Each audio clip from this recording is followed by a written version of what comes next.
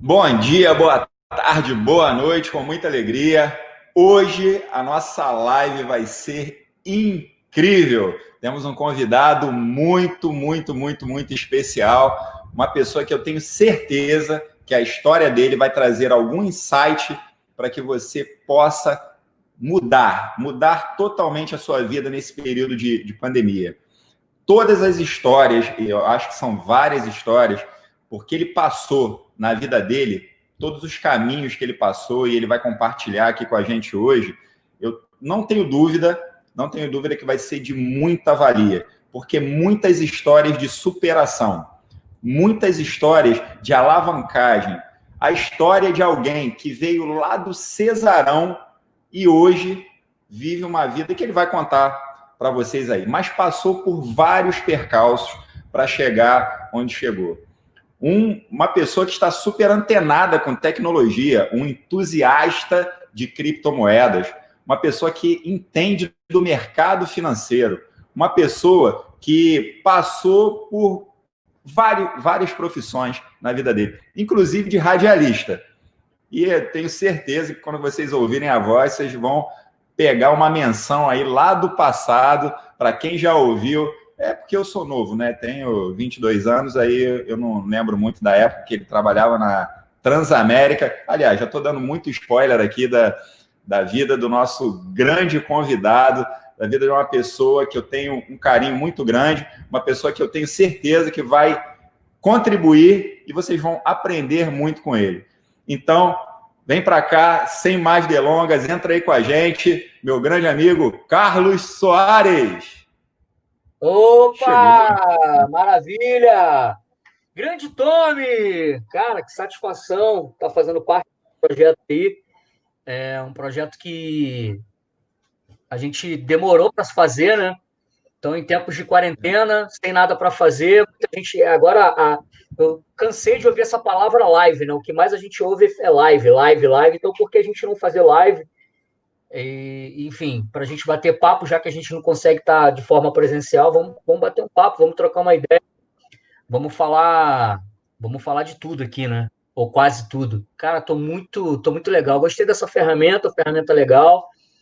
E até cuidei do meu cabelo aqui, ó. Penteei, normalmente eu ando todo despenteado. Passei uma maquiagem, um blush. E vamos que vamos, filho. Vamos lá. Estou aqui, vamos.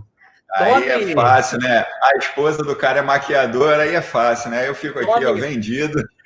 tome talk show. Vambora. Pode perguntar tudo, vou responder tudo aqui. Sem papas na língua. Vambora. Vamos para cima.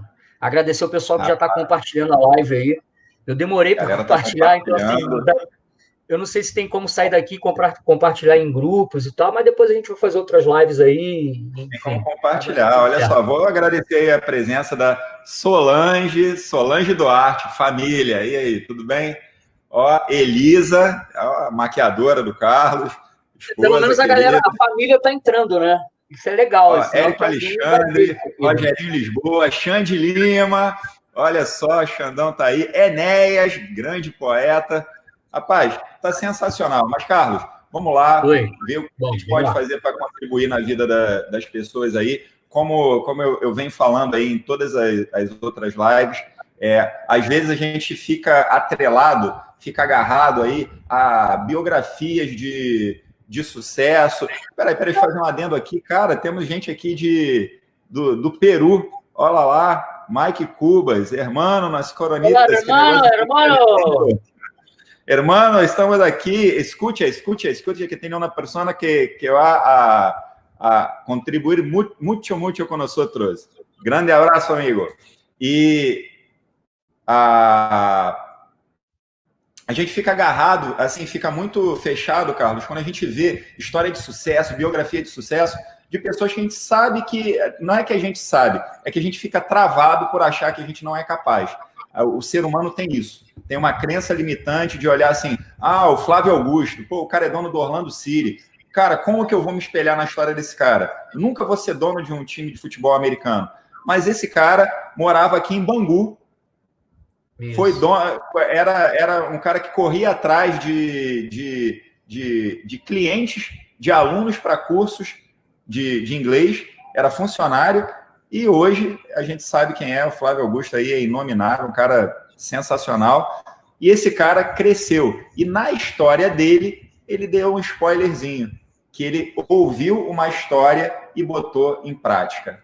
E aqui, o que a gente quer fazer é que todas as pessoas aqui possam ter também um insight, mas não com pessoas que já têm uma história extraordinária, a gente fica com medo e não consegue se espelhar, mas por pessoas como a gente, por pessoas comuns que têm uma história extraordinária e você pode ter um insight dentro dessa história.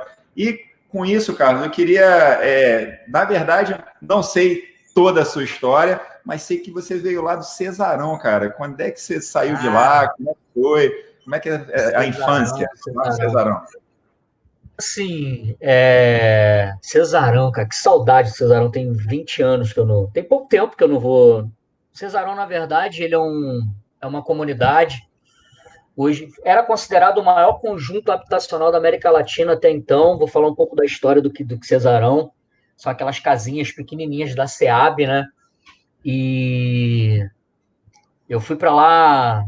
Na verdade, eu morei em Madureira e depois eu morei em Rocha Miranda, mas eu só lembrava do Cesarão porque eu fui para o Cesarão bem pequeno. Então, costumo falar que eu sou cria de Santa Cruz, zona oeste do Rio de Janeiro. A gente sabe que a zona oeste do Rio de Janeiro é uma zona bem pobre no Rio de Janeiro, né? A maior parte dos bairros são pobres. E eu sou de Cesarão, né? Com muito orgulho, mas assim, é muito difícil você falar a palavra, eu tenho orgulho. Não é. É muito triste, às vezes, o que as pessoas passam no Cesarão e nas comunidades adjacentes, né? Mas eu sou do Cesarão, tenho muitos amigos no Cesarão, em Santa Cruz, não sei se tem alguns amigos aqui na live. Cria de Santa Cruz, isso mesmo. Participei de vários movimentos escolares em Santa Cruz. Então, assim, a minha infância toda foi baseada em tudo que eu aprendi na comunidade de Cesarão, em Santa Cruz. Não poderia ser diferente, foi bem difícil, assim como de toda criança pobre de comunidade. É bem difícil, a história não é diferente, em termos de criminalidade, em termos de fome, em termos de dificuldade, saneamento básico, não é diferente de você que veio de comunidade, entendeu? Então, Cesarão só é mais uma comunidade nesse nosso Rio de Janeiro. Mas foi uma infância muito difícil, mas também muito alegre, né? Muito alegre. Uma infância onde eu não tinha muitas responsabilidades, mas uma infância que eu consegui observar dentro de uma dificuldade. Falei, não, cara, eu não posso crescer aqui. Hoje eu tenho família ainda em Santa Cruz, eu tenho muitos amigos ainda em Santa Cruz, provavelmente vão morrer em Santa Cruz, mas eu decidi que eu teria que fazer alguma coisa diferente. Ali não era o meu lugar, na verdade. Pelo fato de eu estar ali, eu não criei raízes naquele ambiente, mas eu tenho maior saudade, enfim, estou devendo uma visita ao Cesarão, essa é a verdade. Mas a minha infância foi toda ali sim, cara, toda ali, vivi tudo aquilo ali, tudo que você possa imaginar em termos de infância e um pouquinho da adolescência, porque eu saí do Cesarão quando eu tinha ali para os 19, 20 anos. Mais especificamente, eu saí do Cesarão, mas não saí da Zona Oeste. Aí segui minha vida. Mas o Cesarão tá no meu coração. É assim, tá guardado. Tem um lugar reservado aqui pro Cesarão no meu coração. A gente nunca esquece as nossas raízes, não tem jeito. E vem cá, Carlos, você falou aí que teve uma percepção, você falou assim, não estou conformado, quero sair daqui. Qual foi o teu primeiro emprego? O que você começou a fazer para poder dar essa virada aí e botar em prática esse sonho de... Assim, eu tive muitos primeiros empregos, tá? Muitos primeiros empregos. Eu trabalhei com um pouco, assim, a gente sempre começa pequeno na comunidade, né? Trabalhando para alguém. Ou trabalhando comprando cigarro para aquele tio que fica sentado na calçada, trabalhando comprando alguma coisa para alguém. Só não comprei droga, tá? Não vendia droga. Mesmo estando numa comunidade, nunca me envolvi, enfim. É lógico que a gente tem vários amigos que seguem outros caminhos que a gente sabe para onde vai dar. Então, assim, eu desde cedo trabalhei, mas assim, o meu primeiro emprego, cara, foi como marrequinho das Casas Sendas. Não sei se é do teu tempo, mas Nunca nascido assim, ainda não. não era nascido, né? Antiga Casas Sendas, né? Eu costumo falar, todo mundo falava que a sigla das sendas é Somos Escravos. Cara, não me esqueço até hoje. O primeiro emprego a gente nunca esquece. Assim, emprego mesmo de formalidade, cara, de assinar contrato. Eu estudava, né? Eu estudava na parte da manhã e trabalhava na parte da tarde até a noite.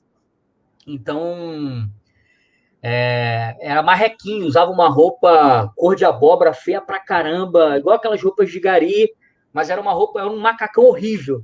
E o que fazia o marrequinho? O marrequinho nada mais, ele levava o carrinho das pessoas pro carro, ou empacotava, mas tinha o nome de marrequinho porque o símbolo das sendas era um Era uma... marreco, né? Era um marrequinho na época.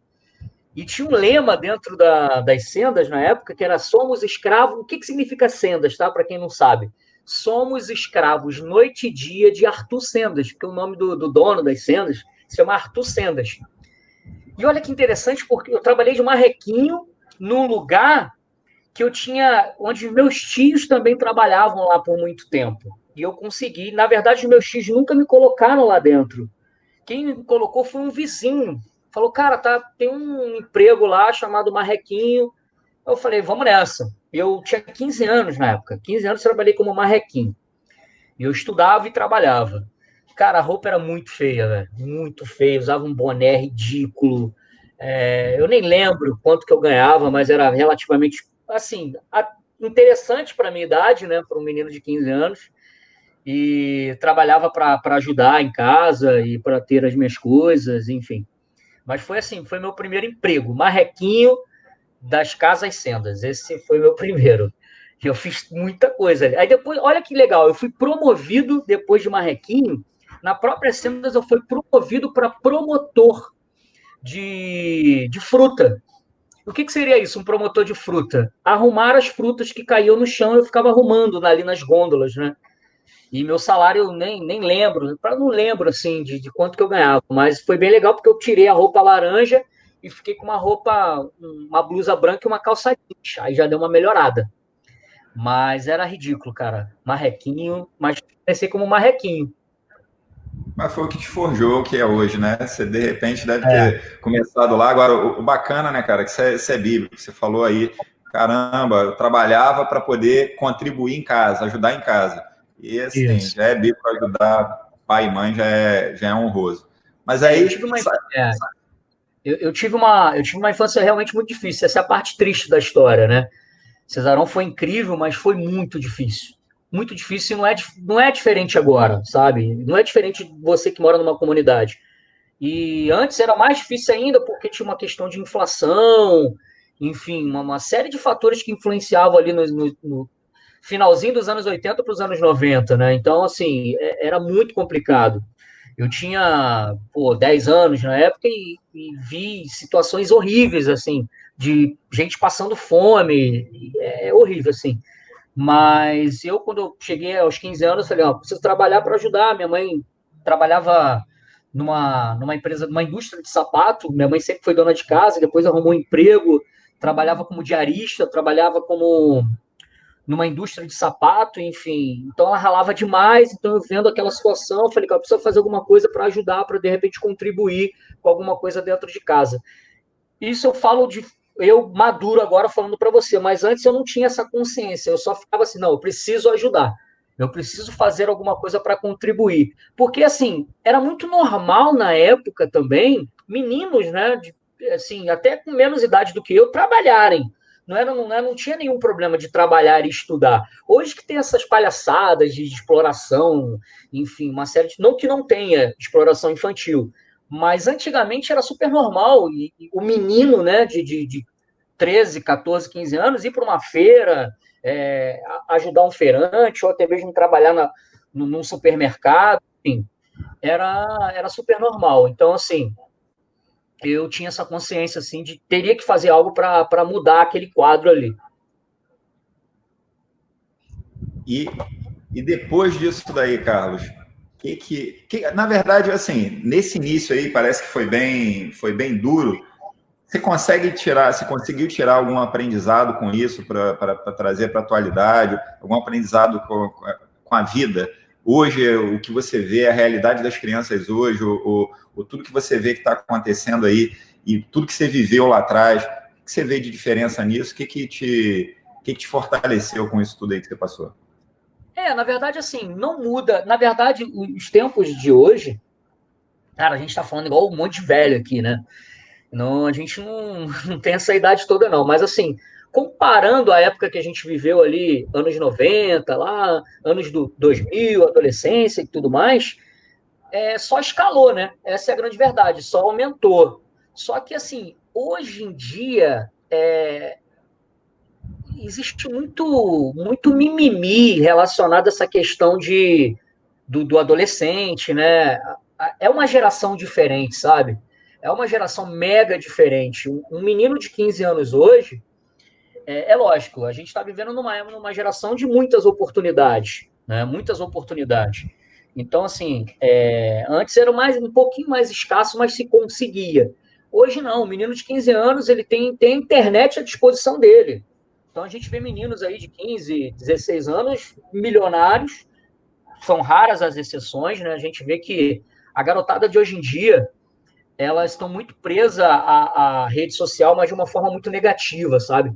Muito negativa. E muitos adolescentes, né, meninos de 15, meninas de 15 anos, na sua adolescência, utilizam as mídias digitais, as mídias sociais, para o lado negativo, né? Raras são as exceções de adolescentes que se destacam, né? Então, assim, hoje é uma geração meio complicada até de se falar, né?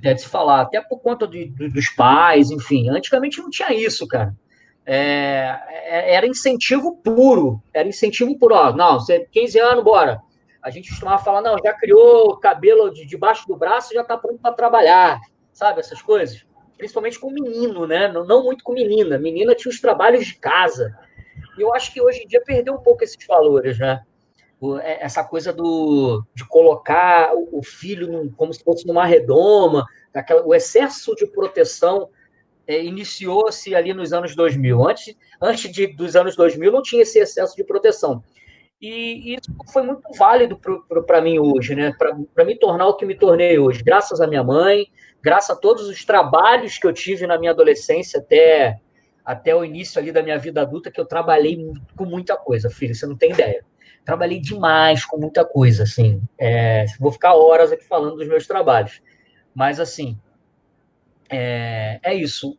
Essa questão dos valores, cara, dessa importância de você fazer algo para contribuir com alguma coisa. Isso é muito legal. Agora me diz uma coisa, Carlos, a pergunta que não quer calar, cara. Eu não sei porquê, a gente nem tem roteiro aqui para poder falar, mas uma coisa. Só para entender, ó, o Tom falou, Carlos, a gente vai fazer aquele lance lá do podcast, tal, estou entrevistando algumas pessoas comuns, assim, igual você, e tem que fazer umas perguntas. Eu falei, cara, não sou de pergunta, cara. Tem que ser ao vivo. Faz a pergunta aí, a gente responde. Se der para responder, a gente responde. Porque eu vim de um mundo também, né? Antes de entrar para um outro segmento do empreendedorismo. Para quem não sabe, eu sou radialista profissional. Era isso que eu queria perguntar. Então já vai. Desenrola, era isso que eu queria perguntar. Como é que você chegou nisso aí, cara? Como é que eu cheguei a ser radialista? Olha que legal. Na época de marrequinho, eu vi aqueles caras falando arroz agolinha, 5 quilos, 5,99. Nas cenas, eu achava que o cara era o rei. Eu achava que o locutor de supermercado era o cara, velho, e ganhava rios de dinheiro. Falei, porra, o cara fica. Porque normalmente o locutor de supermercado ele tem uma voz super mega bonita, ele tem uma voz bonita e tal, e eu achava que o cara ganhava muito dinheiro. Olha que legal isso. E nada, ganha uma merreca, filho. Depois eu descobri que ganha uma merreca. Mas ele rodava, ele era livre, sabe? Ele era um cara livre, ele não era preso num setor. Ele andava nas gôndolas, ele ia para um lado, ele escolhia uma promoção, ele mexia com uma mulher, falava com as pessoas achavam. Ele é o cara. Parece que ele é o dono do supermercado. Quer perguntar alguma coisa sobre o supermercado, pergunta para o locutor, ele sabe tudo. sabe tudo, tudo, tudo, tudo. E eu me encantei com aquilo, eu falei, pô, seria legal. Só que eu nunca tive uma voz tão grave assim e tal. E na época, cara, o rádio era muito em alta, ali nos anos 90. Era muito em alta, muito em alta. E só que eu não conhecia o rádio com que, assim, eu sempre minha mãe ouvia muito rádio, minha avó ouvia muito rádio, na época do Alberto Brizola, Mundial. Então, desde pequeno, me familiarizava com aquilo ali. Quem não tem uma avó que ouvia Alberto Brizola, velho? Mundial? Todo mundo ouvia, pô. Então, todo mundo ouvia. Então, assim, o rádio fazia muito parte daquela época, né? Em todos os sentidos. Para ter ideia, cara, eu acordava muito cedo para ir para a escola. Qual era o rádio que estava tocando? Rádio Relógio, com as notícias, aquele barulho infernal, chato pra caramba. Então, assim, o rádio para mim foi incrível, cara, desde pequenininho. E eu achava que ser locutor de supermercado dava muito dinheiro. Era assim, eu achava que era legal. Aí o que acontece, cara? Morando ainda no Cesarão, ali pelos 18, 19 anos e tal, tinha uma rádio pirata, né? Que a gente chamava na época de rádio comunitária. Era um nome bonito de se falar, né? Eu acho que tem até algumas pessoas aqui que faziam rádio comigo na época. E a rádio era Santa Cruz FM, cara. E caramba, meu sonho era trabalhar numa rádio. Falei, cara, eu tenho que trabalhar em rádio. Rádio é legal, ser locutor de rádio é muito legal. E tinha uma rádio lá, uma rádio comunitária, tal, lá no Cesarão, e chamada Santa Cruz FM. Eu não lembro se eu tinha 20, 21 anos na época. Olha quanto tempo passou para eu ser locutor de rádio, né? Aí eu falei, cara, acho que seria legal eu ser locutor dessa rádio. Cheguei lá, aí tinha um lance do teste para fazer uma rádio pequenininha exigindo teste, porque tava no boom da rádio comunitária na época. Tinha muita rádio comunitária na época, muita. Cada bairro, assim, tinha uma rádio comunitária, uma melhor que a outra, né? Aí eu falei, cara, vou ter que começar aqui no meu bairro. Aí cheguei lá, o cara, tem uma vaga aqui para você colocar música de meia-noite às 6 da manhã, filho. Não minto, perdão. De 2 da manhã às 6 da manhã. Eu tinha que botar música na rádio. Sem falar nada. Só colocar música. Operar, ser operador de som. Falei, putz, velho, mas eu queria ser locutor, mas beleza. Só que aí, na época, aí eu falei, pô, beleza, encarei, cara. 2 às 6 da manhã. Imagina. Eu entrava na rádio de 2 às 6, só que eu entrava no colégio 8h20. Ali, tava terminando ali o segundo grau, velho. Beleza. Cara, e fiz isso. Aí depois eu tive a oportunidade de falar a hora. Tipo, Santa Cruz FM, era isso. Eu só falava a hora na rádio. Aí depois pintou uma outra rádio, aí tinha um concorrente no mesmo bairro lá, que era a Alternativa FM. Cara, muita coisa eu não vou lembrar, mas assim, tinha uma outra rádio que estava começando. Eu falei, pô, já sou experiente, vou lá tentar um emprego. Só que, assim, só para você entender, não ganhava nada, tá? Trabalhando na rádio. Ganhava uma fama, né? Mas dinheiro nada. A gente tinha que correr atrás dos comerciais para bancar os nossos horários, bancar o nosso salário. Porque rádio comunitária não tinha salário, não tinha dinheiro. Quem bancava era o comércio local. Aí essa Alternativa FM estava começando. Aí tinha um amigo meu que era DJ. Cara, não me esqueça, ele que me deu a primeira oportunidade, assim, para ser locutor, né? Ele falou, cara, tenta falar o nome das músicas aí. Eu era péssimo em inglês. E ele era um DJ de música eletrônica, né? Um DJ de house na época. Eu nem lembro o nome do programa. Aí o cara montou uma rádio na sala da casa dele. Era uma outra rua. Ele montou uma rádio pirata. Eu falei, vou lá. E eu trabalhava só sábado e domingo nessa rádio, mas eu achava o máximo, de 2 às 4 da tarde era dia santo para mim, sábado e domingo. E eu comecei apresentando um programa de dance, né? Fazia. E o que eu fazia, na verdade? Eu modelava os caras da Jovem Pan, da Transamérica, os caras top do rádio, não só no Rio de Janeiro, mas também no mundo, assim. Eu ouvia KTU de Nova York, não sei se você morou em Nova York, você sabe que rádio é essa, não sei nem se existe mais, mas um amigo meu, cara, de um dono de uma pastelaria, me trouxe umas fitas cassete de uma rádio chamada KTU de Nova York. E eu ficava ouvindo a dinâmica dos caras. Eu falei, cara, eu quero ser igual a esses caras aí. Aí ali eu percebi que não precisava ter voz grossa, voz bonita para ser locutor. Teria que ter uma dinâmica. Aí beleza. Aí comecei a fazer um trabalho nessa Alternativa. Aí o dono da rádio fala, cara, que legal, você vai ser diarista na rádio. O sonho de todo locutor de final de semana é ser diarista numa rádio. Todo locutor de final de semana, o sonho dele é ser diarista. Porque o diarista ele tem mais destaque, ele ganha mais grana. Cara, eu passei pelo menos uns 4, 5 anos sem ganhar dinheiro em rádio, velho. Pelo menos aí. Ganhava jabazinho. Aí, em Santa Cruz, cara, tinha uma rádio que tava, também era top das top das top da galáxia, chamada Radical FM. 104,7, não esqueço até hoje. Cara, essa rádio era a rádio comunitária mais top que você possa imaginar. Os melhores locutores, tipo, os estrelas estavam lá. Inclusive, acho que o Marquinho, que tá na live aí, não sei se o Marco Aurélio tá, que é o Marquinho, era um estrela da rádio, gente finíssima, cara. Me deu a primeira oportunidade. Ele falou, Carlos, tem um horário aqui para você. Eu fui lá, fiz o teste, ele falou, gostei de você e tal. Tem um horário para você aqui de. Sempre horário ruim, filho. Tipo, de 6 da manhã às 10, assim, sabe? Sábado e domingo, de 6 da manhã às 10. Eu, era diarista numa rádiozinha pequena. Aí eu fui ser folguista, que fala, né? Folguista numa rádio já que era destaque. E foi isso, cara. Então, assim, na Radical FM. E eu lá trabalhando, consegui destaque. Eu consegui destaque. Logo em seguida, eu fui para uma rádio já grande, que é a Rádio Costa Verde. Aí fui evoluindo. Depois eu fui para São Paulo, fiz estágio na Metropolitana de São Paulo, rodei algumas rádios de São Paulo como folguista, e surgiu então o convite para fazer a Transamérica. Família radical aqui, ó. Não, tô falando sério. Tu sonhou com isso lá atrás e conseguiu realizar lá na frente? Na verdade, eu sonhava ser locutor de supermercado e depois eu falei, cara, eu preciso ser locutor de rádio. E meu sonho era trabalhar na Jovem Pan, cara. Falei, cara, eu preciso trabalhar na Jovem Pan, que a Jovem Pan é top. A Radical, na verdade, ela tinha uma pegada muito legal. Era uma rádio jovem da época, com pessoas sensacionais fazendo. Ilustre CH, o cara que eu aprendi. Marquinho, cara, incrível. A gente fazia músicas na rádio, aí depois eu quis ser cantor. E ele produzia, que ele é um puta de um DJ, cara, puta de um produtor, Marcos, o Marquinho, enfim, a gente viveu muita coisa bacana na Radical. Logo em seguida eu fui para Costa Verde, que era uma rádio muito grande, até hoje existe, uma rádio de mais de 30 anos aí, que é uma rádio comercial que fala, né? Aí lá eu já comecei a ganhar salário, só que lá eu trabalhava Alisson GG, família Radical aqui, ó, tô lendo aí o comentário. Então, assim, eu fui para Costa Verde e trabalhei de madrugada na Costa Verde. Era folguista na Costa Verde. Então, enfim, aí conheci um amigo, aí depois, cara, da Costa Verde eu fui para São Paulo e não consegui nada na Jovem Pan. Eu nunca trabalhei na Jovem Pan. Então, assim, mas aí eu trabalhei na concorrente direto da Jovem Pan, olha que isso.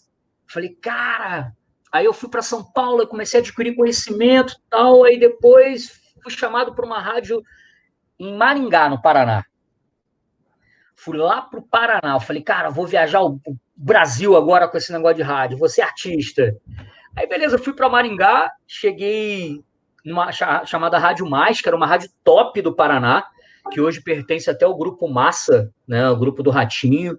Enfim, comecei a fazer a rádio lá, fiquei um tempo lá. Logo em seguida surgiu o convite para ir para São Paulo conhecer a Transamérica, né? Porque um dos donos da Mais comprou uma concessão da Transamérica. Eu falei, cara, eu precisava ir em São Paulo, fazer toda aquela questão de conhecer departamentos e tal, porque a contratação vem de São Paulo. Mas até então eu não tinha ido para a Transamérica, cara. Eu tô dando uma resumida aqui, porque as histórias são longas, assim, em termos de rádio, que eu passei a maior parte fazendo rádio. E em seguida, o que eu fiz? Eu fui para Santa Catarina, cara, em outra rádio, que não tinha nada a ver com a Transamérica, que era uma rádio jovem, a minha pegada era jovem. Eu não queria fazer rádio brega na época, de sertanejo e tal. Eu falei, não, eu preciso fazer rádio jovem, cara, que um dia eu vou trabalhar na Jovem Pan, tal. Beleza. E eu fui para Santa Catarina numa rádio chamada Rádio Pop, né? Eu fazia uma rádio pop lá, que era a sensação do momento, numa cidadezinha pequena de 8 mil habitantes, chamada Porto Belo. Enfim. E em seguida, esse dono da rádio Transamérica, que era de Maringá, e ele foi para Santa Catarina morar, chamou, cara, você tem que vir para cá, você tem que vir para Transamérica. Aí eu fui para Transamérica de Santa Catarina, comecei a fazer Transamérica lá. Aí eu saí de tô, na verdade, para ser coordenador artístico da rádio. Aí eu já evoluí, cara. Aí já, pô, além de ser locutor, eu era o coordenador artístico, é o bambambam bam, bam da rádio, cara, o cara que manda. E eu cheguei a mandar numa das redes uma das rádios da Rede Transamérica, né, que foi em Santa Catarina. Então foi ali, vamos lá, de 2000 a 2009, assim, que eu parei com rádio, assim, foram 9 anos na saga de rádio, assim. Então rádio para mim assim, é minha vida, assim. Eu sinto uma saudade, cara, sinto uma saudade. Depois fui fazer rádio, querendo fazer rádio web e tal, tem vários amigos no meio. Muitas pessoas falam até assim, cara, por que você não volta e tal? Eu falei, pô, cara, agora não dá mais, já parti para uma outra situação. E assim, mas eu amo rádio, eu amo rádio, na verdade, eu gosto disso. E eu gosto de público, cara, eu gosto de palco, sempre gostei, eu gosto de apresentar. Aí depois eu comecei a fazer evento, enfim, aí já é outra história. Mas tudo advindo do rádio, toda a minha experiência de palco. Logo, na verdade, eu fiz um curso depois, eu fiz escola de rádio, eu, eu, eu fiz algumas modalidades de dublagem, tudo nesse meio do rádio, enfim. Mas aí eu parti para um outro caminho para ganhar mais dinheiro, essa é a verdade. Dinheiro para mover mais o mundo, né? A gente precisa de mais grana. Mas eu sinto uma saudade, cara, do rádio, assim. Em breve, quem sabe, já pessoa voltando aí para uma emissora, não vou recusar, não. Mas vamos embora. Galera da Jovem Pan aí, se estiver ouvindo isso, ó, pode pegar o cara que ele é bom nisso. Ah, Agora, legal. Carlos, Ah. depois disso tudo aí, dessa história da rádio, cara, eu vejo que você ganhou muita expressividade, ou quando a gente conversa, eu vejo que você é um cara que entende muito do mercado financeiro, mas antes de entrar nesse assunto de mercado financeiro, de criptoativo, dessa coisa toda, teve alguma coisa que você fez entre a rádio e o mercado financeiro? Cara, muita coisa. Você já ouviu falar em marketing de rede? Marketing de rede, Marketing com de rede, certeza. cara, marketing de rede.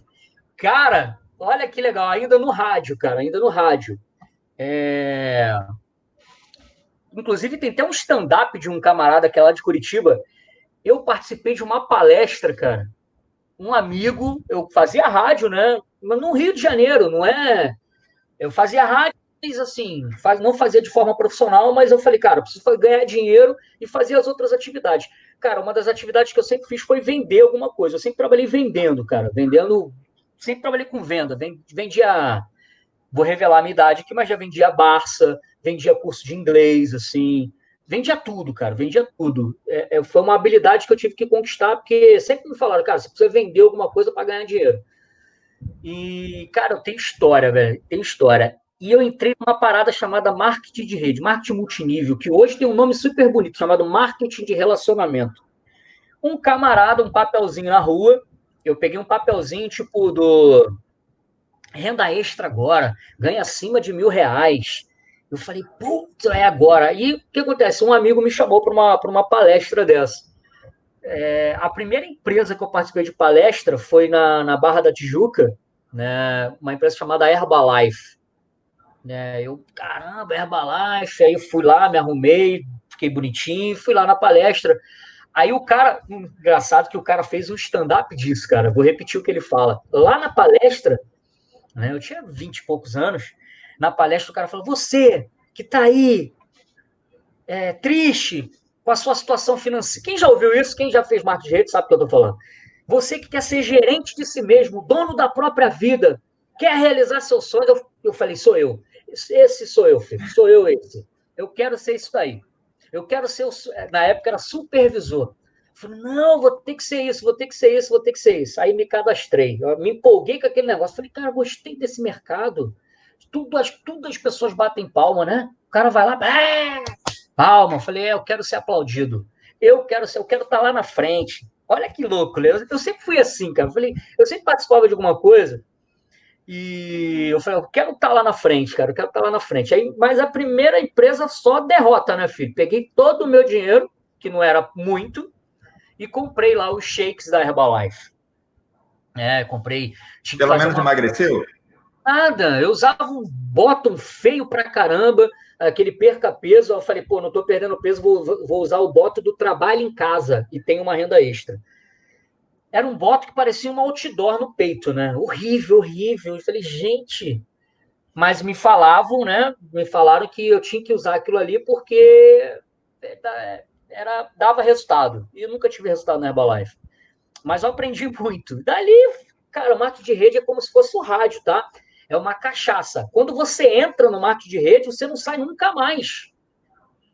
Sempre você nunca é chamado. Aí quando você entra numa empresa de marketing de rede, você é chamado para todas. Todos te descobrem. Você é o que mais você recebe convite para trabalhar em empresa de marketing de rede. Aí eu fui chamado para trabalhar na Forever e foi. Aí eu falei, gente, que Mas, eu Carlos, pensava. olha só, uma coisa desculpa te cortar, mas uma coisa que é muito interessante que, assim, muitas pessoas que não têm êxito no marketing de rede costumam falar, não sei o quê, fui para Herbalife, não emagreci, fui para não sei onde, não enriqueci, tal, tal. Mas eu tenho certeza que, e aí você pode confirmar isso daí, cara, que é a melhor escola que existe na vida para você se conhecer e para você se tornar uma pessoa diferente. Porque todos esses que falam que não deram certo no marketing de rede e hoje estão dando muito certo em outras coisas, cara, se utilizaram e nem sabem dos treinamentos que receberam, da metodologia que era aplicada, de toda aquela, do network que eles fizeram. Na verdade, que todo mundo que fala mal do marketing de rede está bem, não se deu conta que hoje está bem, porque aquilo ali foi uma escola para eles, não é verdade? O marketing de rede é legal que, assim, a gente sabe que 90% não vai ganhar dinheiro, tá? 90% não vai ganhar dinheiro, mas vai ganhar ensinamento, cara. Só que a oportunidade é para todo mundo, cara. É para todo mundo, é igual, assim. É lógico, nos dias de hoje, muita coisa mudou em relação ao marketing de rede. Mas tem muita coisa bacana que você aprende. Desenvolvimento pessoal, a perca de vergonha, por exemplo. Enfim, de você falar em público, você é quase intimado a falar em público lá quando você bate uma determinada graduação. Mas o marketing de rede ele é transformador, é uma indústria incrível. Lógico, é confundido com pirâmide financeira, é normal, é um negócio mesmo de chamar pessoas, é um negócio feito por pessoas e onde se tem um produto que movimenta pessoas, é isso. A essência do marketing de rede, ela tem um produto ou serviço que movimenta pessoas. E queira você achar que é isso ou aquilo, mas o marketing de rede já transformou muitas vidas pelo mundo, tá? O Brasil ainda é muito fraco em marketing de rede. Quando se fala de marketing de rede, a gente vai lá para os Estados Unidos, cara. A galera lá de 1960, Amway, entre outras, Natrolite, aí as histórias do marketing de rede. Mas o marketing de rede, para mim, é uma indústria incrível, uma escola incrível. Se você realmente quer mudar a tua linha de pensamento, quer sair da caixinha, quer começar no empreendedorismo, por exemplo, pode começar numa indústria de marketing de rede, tá? Pode começar, eu indico, seja qual for a empresa, pode entrar em qualquer uma, você vai perder muita grana, mas caso você não perca grana, você vai perder muito tempo também. Aliás, eu não digo nem perder tempo, você vai ganhar muito tempo recebendo conhecimento das pessoas que estão à frente. E não entenda como lavagem cerebral, porque é uma lavagem cerebral mesmo, tá?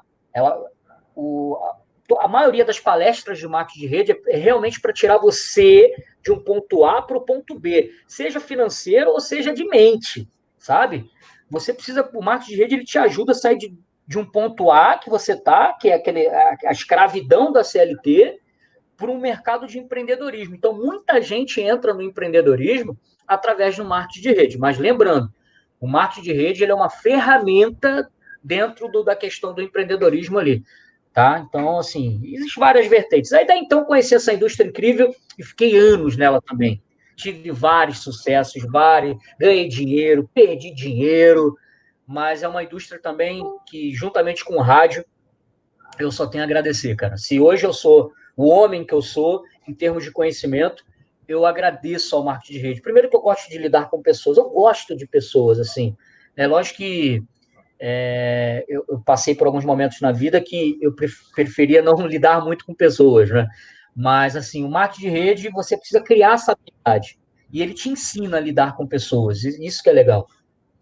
O movimento do marketing de rede depende única e exclusivamente de pessoas. Então, assim, eu amo essa indústria, tá? Eu amo essa indústria.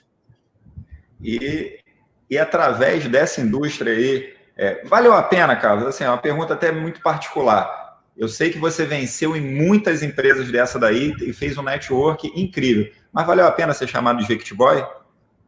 Putz, cara, olha como é que foi essa história do Jequiti Boy. Na verdade, era um menininho vendedor de perfume, né? Jequiti Boy foi uma nomenclatura que normalmente... Eu nem trabalhei na Jequiti, cara. E eu trabalhava na... A primeira empresa de perfume que eu trabalhei, não sei se foi a inspiração, mas inspiração... Enfim, mas onde eu tive destaque mesmo foi a Rino... Eu vou falar o nome de empresa aqui, tá? Se quiser cadastrar lá, fica à vontade. Foi na Rinodê, né? Vendia aqueles perfumes bacanas lá, né? E, assim, todo vendedor da Renaudet de perfume é chamado de Jequiti Boy, era um nome chique. Só que, pô, nunca trabalhei na Jequiti, cara. Era o menino, porque assim, mas a Renaudet, na verdade, era renda extra, porque eu tinha outras atividades, né? Só que, pô, o perfume já me salvou muito, cara. Foi um produto que já pagou muita conta minha, já colocou comidinha na minha mesa, cara. Então, assim, não tenha vergonha, não. Tem gente, porque. Não tenha vergonha, não, porque o perfume já me salvou muitas vezes, cara, de você sair. E eu era um palestrante que realmente fazia na prática. Venda um perfume por dia e ganhe X reais. Eu fazia isso. Eu era o tipo de líder que realmente vendia um perfume. Eu ia para posto de gasolina com a rede, as pessoas que não tinham habilidade com venda, eu ia para a rua, saía de manhã, voltava à noite, vendendo produto, mesmo tendo um alto escalão na empresa, né, que era diamante, por exemplo. O sonho de toda pessoa que entra numa empresa de marketing de rede é ser diamante. O diamante era no meio. Hoje não, porque diamante ganha merreca. Mas, assim, eu vendi muito perfume e era chamado, sim, de vários nomes, né? O menino cheirosinho, o menino do perfume falso, e por aí vai. Porque a gente vendia um perfume que era, que era similar ao da grife, aquela história toda, né? Então a gente vendia. Na verdade, eu sempre fui um vendedor de história. Assim, mesmo vendendo um produto, eu vendi uma história em cima de um determinado produto. E é aí que a gente conseguia vender. É, Carlos, dava para vender 5 perfumes por dia. Cara, tinha dia que eu vendia 10 perfumes por dia, cara. 10 perfumes por dia eu já cheguei a vender. Posto de gasolina era uma mina de ganhar dinheiro. Uma mina de ganhar dinheiro. Então, você que faz marketing de rede, hoje não, por causa da pandemia e tudo mais, mas quando acabar isso, cara, vai para o posto de gasolina e vende perfume. Você vai vender perfume para o motorista que está abastecendo, você vai vender para o frentista, para a menina que trabalha na loja de conveniência. É uma mina de ganhar dinheiro. E eu fazia isso na prática, sabe? Fazia isso rigorosamente. Aí, tá vendo? Então valeu a pena, valeu super a pena isso daí. Agora, não só os ensinamentos, Carlos, não só esse network que você fez, essa renda extra que, na verdade, acabou se tornando uma renda principal, mas com tudo isso daí, da onde que veio essa experiência aí no mercado financeiro, que você é um cara muito entendido disso daí, e também um entusiasta de criptomoeda, ainda mais agora que a gente está nesse período de halving aí, que muita gente nem sabe o que é isso, nem entende. Eu sempre fui uma pessoa que eu sempre gostei de estudar, né, cara? Então, assim, eu até confesso que chegou um determinado momento da minha vida que eu era um obeso mentalmente. Eu sempre gostava de absorver coisas. Mesmo fazendo algumas atividades, eu falei, eu quero aprender sobre isso. Eu costumo falar que eu sou uma enciclopédia, assim, no sentido, é lógico, eu sempre estou buscando conhecimento, sempre, sempre, sempre. Só que eu sempre leio notícias, sempre fui em busca de informação, que eu acho que informação vale muito mais do que dinheiro. E eu sempre fui uma pessoa que gosto de estudar por determinados assuntos. Eu conheci o Bitcoin, na verdade, você falou de halving, né? A gente vai falar de criptoativo, por exemplo. Eu conheci ali no finalzinho no início de 2016, e eu fazendo uma empresa de perfume na época, e conheci o Bitcoin. Né? O Bitcoin, para quem não sabe, é uma moeda criptografada e blá, blá, blá. Depois você pesquisa no Google aí sobre Bitcoin. Depois a gente faz um podcast só para falar de criptomoeda. Então, eu gostei muito da ideia do Bitcoin, mas no primeiro momento a gente não entende nada tecnicamente o que é Bitcoin, nada. A gente entende que, cara, esse negócio vai dar dinheiro. O troço vai dar dinheiro. Então, eu fazia uma empresa de perfume e estava vendo outros amigos ganhando muito dinheiro em empresa de Bitcoin. E eu falei, cara, tem que fazer esse troço, tem que fazer esse negócio. E fui convencido, logo após eu sair de um cruzeiro de uma empresa de perfume, eu fui convencido a participar de uma empresa que trabalhava com a moeda, né? E com trading esportivo, que era uma moda na época, está até voltando agora, trading esportivo, mas a empresa ela tinha aquela coisa da. Tinha uma estrutura de multinível, mas assim. Mas o que acabou que o dono encerrou as atividades e deixou muita gente no prejuízo. Mas o que independente de empresa, eu comecei a estudar sobre o que era o Bitcoin. O que era esse mundo dos criptoativos? O que foi uma moeda que, no início de 2016, minto, no início de 2017, ela saiu de R$ 3.000 e, mais precisamente, ali nos meados de dezembro do mesmo ano, ela bateu R$ 20.000. Aliás, R$ 80.000, que seriam US$ 20.000 na época, em 2017. Foi o boom, o topo histórico do Bitcoin. Eu falei, gente, independente de negócios relacionados a Bitcoin, se você comprasse a moeda em janeiro de 2017, em dezembro você teria ali R$ 80.000. A gente está falando aí de 77 mil de lucro. Na prática, isso é lindo. Aliás, na teoria é muito bonito. Só que muita gente ganhou muito dinheiro naquele ano de 2017. E eu fui estudar sobre esse assunto. Falei, cara, que legal, vamos estudar. Aí eu estudei um pouco sobre a tecnologia blockchain, que é uma tecnologia por trás de todas as criptomoedas. Toda criptomoeda séria, né? Toda criptomoeda que tem a mesma modalidade de tecnologia do Bitcoin tem uma blockchain séria. Blockchain, na verdade, tudo que está por trás do Bitcoin, a tecnologia blockchain, e comecei a estudar um pouco sobre isso, não muito a fundo, mas assim, para realmente ser um entusiasta desse mercado. Hoje eu não me considero muito um especialista, porque, mais precisamente, eu não atuo diretamente na área, porque eu estudo vários assuntos, mas assim, hoje eu sou um entusiasta que entendo um pouco mais do que a maior parte da população relacionada a criptoativo. Então, se você quer saber um pouco mais sobre criptomoeda, me chama aí no Facebook, no Instagram, que a gente vai bater um papo, vou dar algumas dicas de como se trabalhar nesse mercado, independente de empresa, tá? Porque as pessoas às vezes confundem, mas você fez a empresa X, Y, Z, e não, Bitcoin não tem nada a ver com empresa, Bitcoin é uma moeda, como as demais, mais de 2.000 criptomoedas aí no planeta, você pode estudar. E hoje, Tom, eu costumo falar, só não tem conhecimento quem não quer. Essa é a verdade. Cara, a internet, ela é uma rua onde você entra que tem coisas boas e coisas ruins. Cara, dá um Google aí, você vai ter tudo, cara. Tudo você tem no Google. Mas tem gente que é muito preguiçosa e vai querer uma mentoria aqui do Carlos, né? E eu estou aqui à disposição. Vamos embora.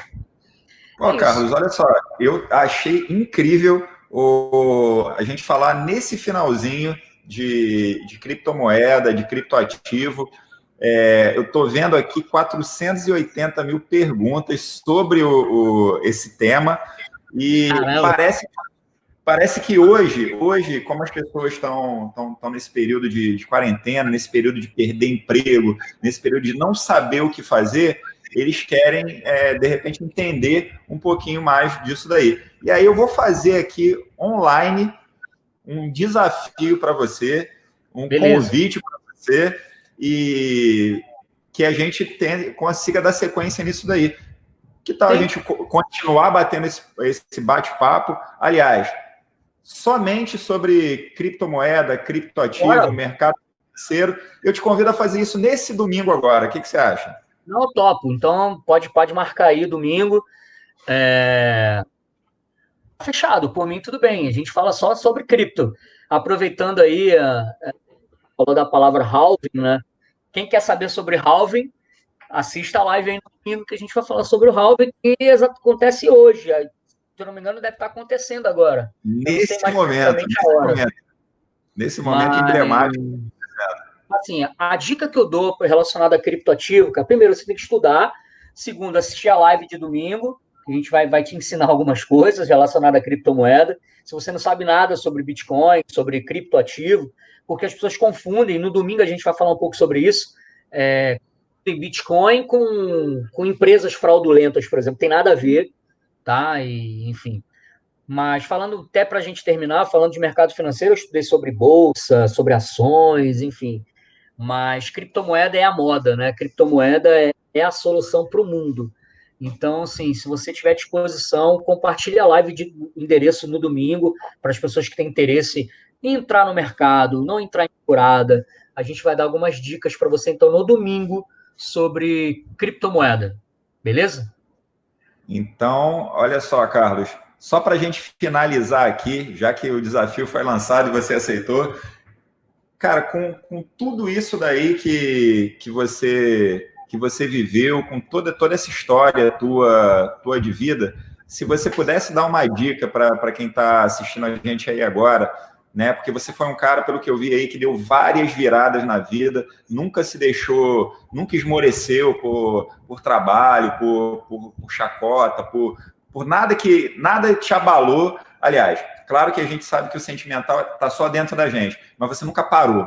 Você sempre avançou em tudo que você fez na tua vida e conseguiu quebrar várias barreiras.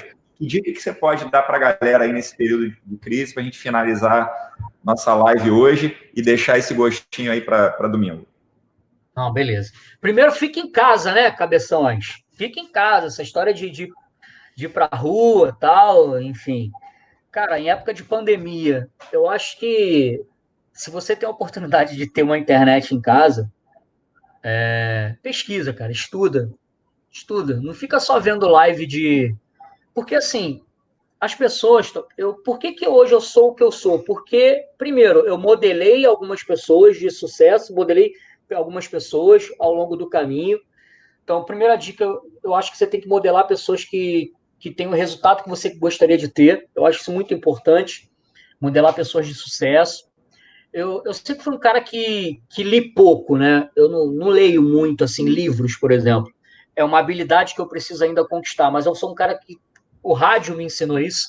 Eu sou um cara de muita audição, sempre ouvi muita coisa. Eu sempre pesquei muitas coisas. Então, assim, nesse período de pandemia, não que você não deva assistir esse tipo de live e tal, porque às vezes as pessoas elas têm os mesmos hábitos, elas queriam tempo para se dedicar, para estudar, para pesquisar sobre outros assuntos, só que elas estão tendo as mesmas atitudes, por exemplo, cara, nada contra, mas tem pessoas que falam assim, cara, tô doido para a Anitta fazer uma nova live de um determinado artista, sabe? Coisas que ela já faz, mesmo não tendo pandemia, ela já vai no show da Anitta, por exemplo. Já vai no show lá da Marília Mendonça. Só que aí, não, fica presa numa live lá 4, 5 horas, ouvindo as mesmas músicas que ela já ouvia antes, entendeu? Então ela quer ter resultado diferente, quer que tudo isso passe, só que ela está cometendo as mesmas atitudes agora de forma online, né? Agora através das lives.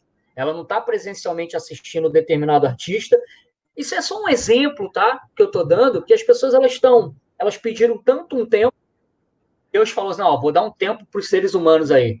Vai, é lógico, é um vírus devastador e, enfim, que a gente está aqui na torcida para que isso acabe logo, para a gente voltar com a nossa vida social. Nós somos seres sociais, precisamos estar juntos de alguma forma, de forma presencial.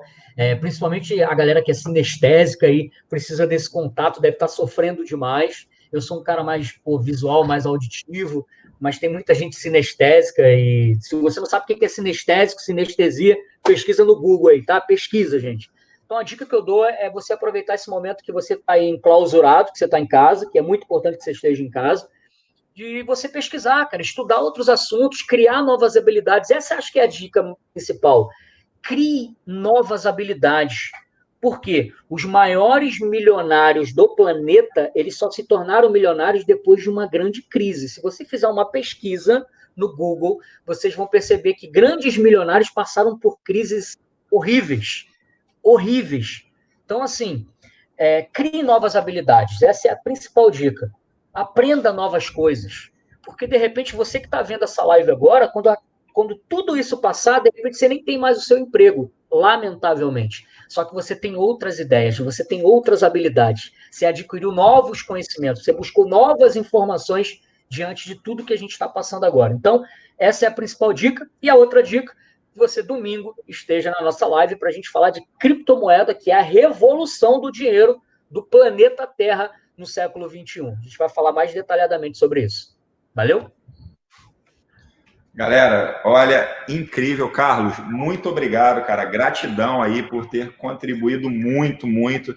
Eu vi que a galera aí teve uma interação fenomenal, a retenção foi incrível aqui e obrigado, cara. Obrigado de verdade por dar essas dicas maravilhosas. Espero que isso tenha contribuído na vida de muitas pessoas aí. Espero que você tenha pego um insight aí dentro dessa live e eu tenho certeza que vai fazer a diferença na sua vida, fazer exatamente o que o Carlos falou aí. Porque fazer coisas diferentes, porque fazer as mesmas coisas esperando um resultado diferente é insanidade. Albert Einstein, Carlos Soares chancelando isso daí. Um abraço, galera. Valeu, galera.